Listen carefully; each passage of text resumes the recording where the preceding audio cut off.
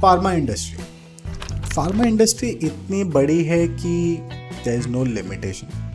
Apart from that, pharma industry के अंदर with the current generation we have, with the current food we have, pharma industry regularly grow कर रही है. क्यों कर रही है? क्योंकि आज की डेट में प्रॉब्लम्स बहुत ज़्यादा बढ़ गई हैं एंड देन उसके लिए हमको कोई ना कोई दवा लेनी ही पड़ रही है. नाउ इसी रिगार्डिंग में हम बात करेंगे what are the IPRs involved in pharma and pharma industry के जो मैन्युफैक्चरर्स हैं या जो डिस्ट्रीब्यूटर्स हैं या जो R&D कर रहे हैं, आप लोग कैसे पैसे बना सकते हैं. My name is Divyanshu Yadav. I represent SR for IPR partners. We talk about patents, trademark, copyrights, design. Now सबसे पहले my favourite topic, patents. Now drug की कॉम्पोजिशन बना दी मैंने. अगर आपने एक नए ड्रग की कॉम्पोजिशन बनाई है तो क्या होगा? उसका पेटेंट होगा. सिमिलरली अगर आपने कोई एक प्रोसेस बनाया है, प्रोसेस से मेरा मतलब ड्रग सिंथेसिस का कोई प्रोसेस बनाया है या उसके मैन्युफैक्चरिंग का कोई प्रोसेस बनाया है, वो पेटेंट होगा. एंड इसके बाद जो नेक्स्ट आ जाता है वो आ जाता है डिलीवरी सिस्टम. एक दवा को देने के लिए इंजेक्शन बनाया, उस इंजेक्शन का पेटेंट किसी ने कराया था. सिमिलरली आज की डेट में अगर आपको एक ऐसा सिस्टम बना रहे हैं, ड्रग डिलीवरी सिस्टम, जो कि यूनिक है, जो पहले से मार्केट में नोन नहीं है, उसका आपको पेटेंट मिलेगा. नेक्स्ट आते हैं ट्रेडमार्क्स के ऊपर. सी ट्रेडमार्क्स बहुत सिंपल है. Brand image, goodwill. आप सबको हिमालय का नाम पता है, आप सबको सिप्ला का नाम पता है और आज की डेट में सबको डोलो का नाम पता है क्योंकि कोविड में सबने डोलो की ही पैरासीटामोल खाई है. नाउ हिमालय के नाम से क्या हो रहा है? हिमालय के नाम से एक ट्रस्ट आ रहा है कि यार हिमालय की मेडिसिन है तो अच्छी medicine. This is what they have earned. इसीलिए आपको अपने ब्रांड को ट्रेडमार्क कराना चाहिए ताकि कोई पहले तो उसका गुडविल यूज ना करे and apart from that packaging का स्ट्रक्चर भी यूज ना कर पाए. आपकी दवा जिस तरह से डिज़ाइन, जिस तरह के पैकेट्स में दिखती है या जो उसका आउटर स्ट्रक्चर है बॉटल का या फिर जो उसकी प्रोडक्ट पैकेजिंग है, वो भी आप ट्रेडमार्क करा सकते हैं जो लेबल कैटेगरी में जाता है. इससे क्या होता है? इससे ये होता है कि आपको अपने लिए एक आप मार्केट से स्टैंड आउट बनते हो और अगर आपका कोई कॉम्पिटिटर आता है तो उसको अगर वो सेम कॉपी कर रहा है तो आप उसके ऊपर केस डाल सकते हो. अब थर्ड आ जाते हैं कॉपीराइट्स के ऊपर.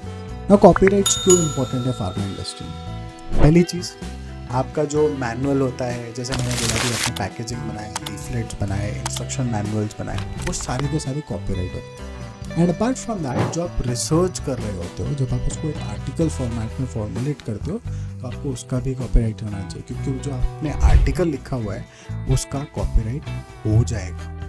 अपार्ट फ्रॉम दैट, अगर कोई भी क्रिएटिव लिटरेरी वर्क करा हुआ है या हमने कोई साउंड का काम करा हुआ है या हमने कोई अपने प्रोडक्ट को एक्सप्लेन करते हुए वीडियो बनाई है तो उसका भी कॉपीराइट होगा. एंड इस केस कोई उसके आसपास भी आ रहा है, यू फील कि किसी ने मेरे को कॉपी कर लिया है, you always have the option to file a litigation और send them a notice. Now next is design, industrial design, या जो हमारे इंडिया में नहीं चलता लेकिन बाहर चलता है, which is known as design patent. इसमें क्या हो रहा है? इसमें हो रहा है कि आपका स्ट्रक्चर, जैसा मैंने बोला, टैबलेट को देने के लिए भी एक पैकेजिंग है. उस पैकेजिंग का जो डिज़ाइन है, कई बार आप देखोगे जो टैबलेट्स होती हैं वो बहुत अजीब से डिज़ाइन में आ रही होती हैं. एक के ऊपर लाल होता है पैकेट, ठीक है, विजुअल रिप्रेजेंटेशन जो है. Apart from that, drug delivery devices जो हमारे बन रहे हैं इंजेक्शंस के लिए, कि अगर मैंने अपने इंजेक्शन को किसी और तरह से करा हुआ है तो विजुअल अपीयरेंस के हिसाब से आप अपने प्रोडक्ट को आप डिज़ाइन रजिस्ट्रेशन में अप्लाई कर सकते हो. नाउ रेवेन्यू स्ट्रीम्स कहाँ से आ रही है? पहले तो पेटेंट, अगर आप उसको मैन्युफैक्चर करके बेच सकते हो, ग्रेट. अगर नहीं कर पा रहे हो तो आप किसी को लाइसेंस दे सकते हो. दो तरह के लाइसेंस होते हैं. एक्सक्लूसिव लाइसेंस सिर्फ एक कंपनी को दिया जाएगा एंड दूसरा होता है नॉन एक्सक्लूसिव लाइसेंस, जिसमें आप मल्टीपल लोगों को दे सकते हो ताकि वो उस मेडिसिन को मैन्युफैक्चर कर पाए और मार्केट में बेच पाए. नाउ इसके बाद जो आता है वो आता है रॉयल्टी. अब मैंने लाइसेंस तो दे दिया, लाइसेंस में मेरे को फीस मिल सकती है. मैंने एक्सक्लूसिव लाइसेंस दे दिया, या कई बार क्या कर सकते हैं आप, रॉयल्टी एग्रीमेंट्स कर सकते हैं. तो मेरे को सेल पे इतना चाहिए, मेरे को सेल के सिवाय इतना चाहिए, एंड रॉयल्टी एग्रीमेंट भी किए जा सकते हैं. ये भी तब होंगे जब या तो आप अपने पेटेंट, ट्रेडमार्क, कॉपीराइट या डिज़ाइन को आप वहाँ पे पुट अप करते हैं. इसके बाद जो एक अपॉर्चुनिटी अराइज होती है वो होती है रिसर्च एंड डेवलपमेंट के लिए। जितने भी रिसर्च एंड डेवलपमेंट के प्रोजेक्ट्स होते हैं वो हमेशा कोलैबोरेशन में चलते हैं। तो आप कॉलेजेस के साथ कोलैबोरेट कर सकते हो, आप इंडस्ट्री के साथ कोलैबोरेट कर सकते हो।